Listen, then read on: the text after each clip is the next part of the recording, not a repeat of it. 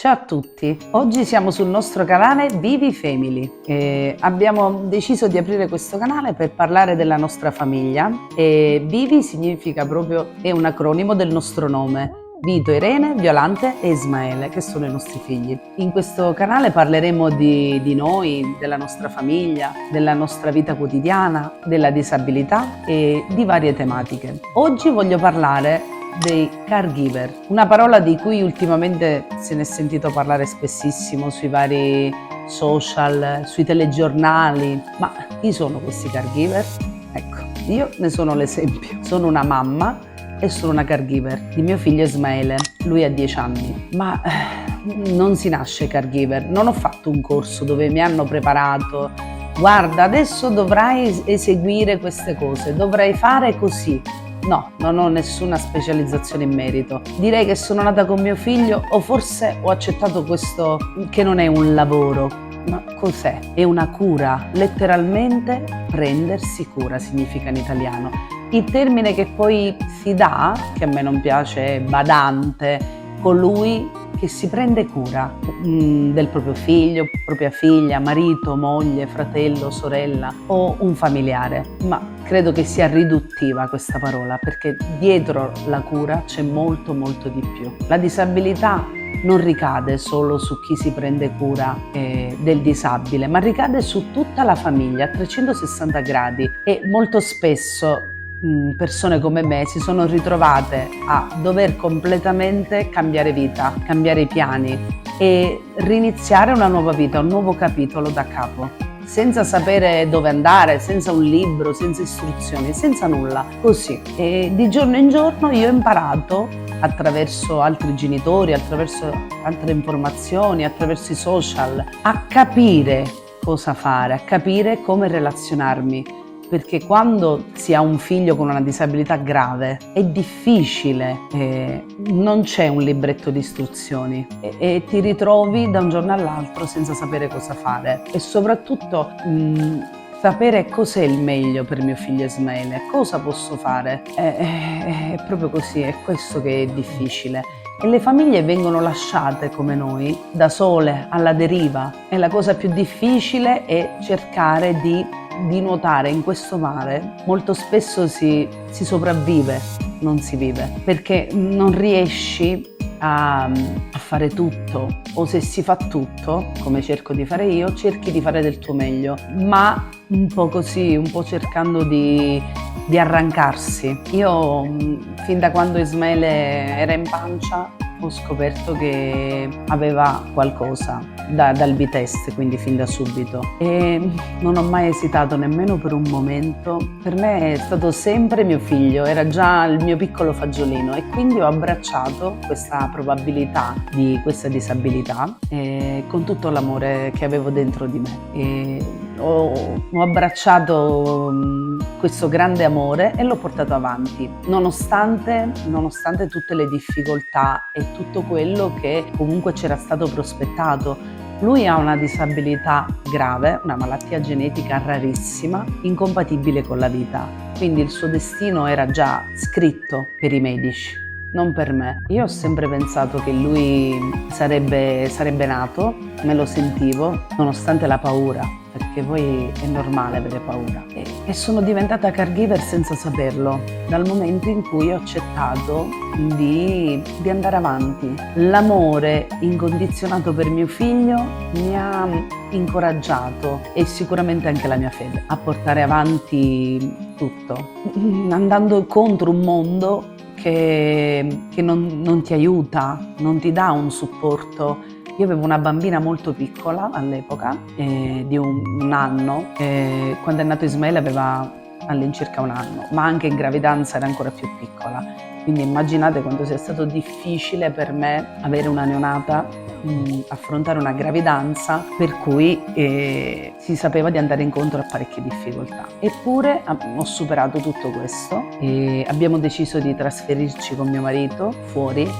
Il lavoro in quel periodo non andava bene, ma oltre al lavoro, per poter dare le migliori cure al nostro figlio, che purtroppo nella nostra città non c'erano questi aiuti e tuttora non ci sono. Quindi sono grata di aver cambiato paese, città, e sicuramente quello che oggi è Ismaele non l'avrebbe potuto avere, ma sono convinta che se avessi avuto un supporto diverso, una vicinanza dal sociale, da quello che ruota intorno, sicuramente non sarei arrivata anch'io ad ammalarmi, perché tutto l'amore che ho avuto come mamma, tutto il tempo che ho investito, comunque porta veramente a un grande indebolimento fisico, mentale, a un grande stress a cui chi come me si prende cura di un proprio caro è sottoposto. E credetemi, la pressione è davvero tanta perché ci sono tante cose di cui farsi carico, la burocrazia, le varie domande, andare in ospedale, i ricoveri, e oltre mio figlio Ismaele comunque c'era una bambina da accudire, i nonni lontani. Non è stato semplice assolutamente e non lo è ancora tuttora. Per quello quando mi chiedono lei che lavoro fa? Io dico, perché tra le voci spesso risulta casalinga. Vabbè, mettiamo casalinga, ma io non ho scelto di non lavorare, la mia è stata una scelta legata alla situazione, ovviamente tra il trasferimento, 2 bambini molto piccoli e poi le esigenze di mio figlio.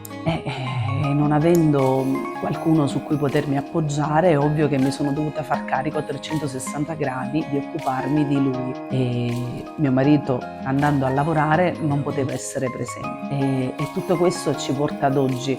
Cosa ci porta? Ci porta che un caregiver ha veramente un carico enorme, veramente grande tutti i giorni, e il carico emotivo è tanto.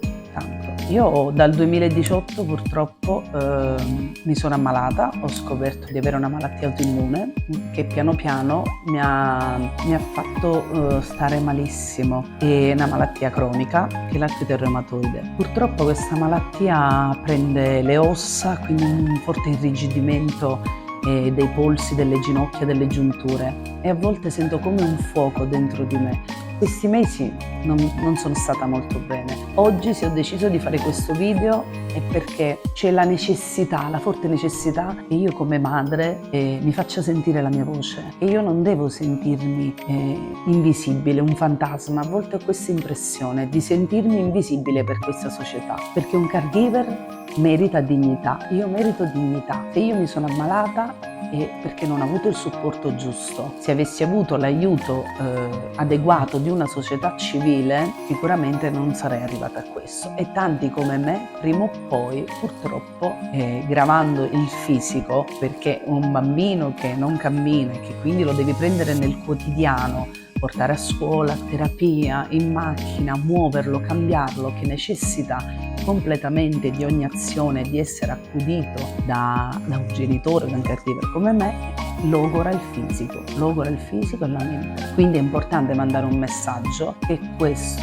è quello che io come caregiver sono, una madre, ma sono una persona. Ho dimenticato, ho rimosso per tanti anni chi ero, non lo sapevo più, perché la necessità di accudire mio figlio era la priorità. Questa priorità ha comunque invaso tutti gli spazi. Non ero più Irene, ma ero la mamma di. Ora la mia premessa era quella che tutto questo io l'ho fatto con un grandissimo amore, ma è ovvio che non si può fare tutto da soli, e chiedere aiuto per me è stato sempre difficilissimo, forse la cosa più difficile. Oggi ho capito, facendo un lavoro grandissimo con me stessa, che chiedere aiuto è un atto di coraggio. Dire che io ho una malattia non è una vergogna, perché purtroppo le cose accadono e bisogna affrontarle. Per questo chiedo dignità, rispetto per chi si occupa di un bambino come mio figlio, e tutti i giorni non fa altro che lottare per lui, cercare le terapie migliori, le strategie. Ecco, io sono diventata la sua degli altri, di riportare a casa quello che vedevo fare per aiutarlo il più possibile, ma tutto questo sempre sul carico emotivo, su un'altra bambina, perché anche la famiglia deve andare avanti, e tutto questo toglie del tempo, è tanto sacrificio. Per quanto amore si dà, e tanto sacrificio. E allora cosa si chiede? Si chiede di essere ascoltati, di essere sentiti. Se oggi io seguo tantissimi sui social mamma e papà come me, caregiver, è perché noi sentiamo la necessità di raccontarci, di raccontare la nostra storia, perché non vogliamo più essere visti come degli invisibili, dei fantasmi. Noi siamo reali, siamo qui e ci siamo. Siamo forti per i nostri figli e per chi amiamo.